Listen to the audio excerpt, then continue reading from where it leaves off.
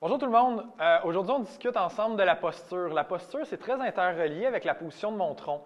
Mon tronc, c'est à peu près de mes hanches jusqu'à mes épaules. Et puis, comme c'est le centre de masse, c'est le centre de mon corps, il va travailler en synergie avec l'action des bras puis l'action des jambes lors de la course. Fait qu'on veut nécessairement bien le positionner pour augmenter son efficacité.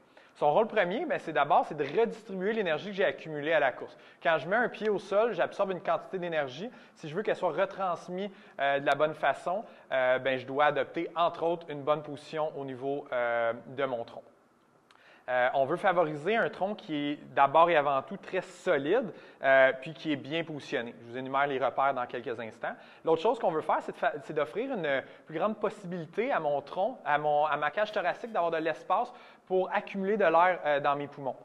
Pour ce faire, il y a 4 repères qu'on va essayer de respecter. Le premier, imaginez qu'on a une ficelle qui nous tire au sommet du crâne et qui nous permet d'être le plus grand possible.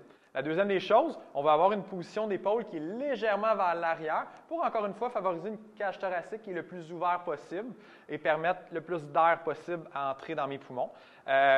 L'autre chose, on veut favoriser une contraction abdominale. Faites attention, l'objectif, ce n'est pas d'avoir une contraction qui est à 100 qui nous gruge de l'énergie. On va parler d'à peu près un 25 C'est très subjectif. On essaie d'y aller de manière le plus réaliste possible. Et puis la dernière des choses, on va chercher à avoir une position qui est légèrement inclinée vers l'avant. On parle d'environ 5 degrés. C'est très léger comme inclinaison. Sur ce, bonne course.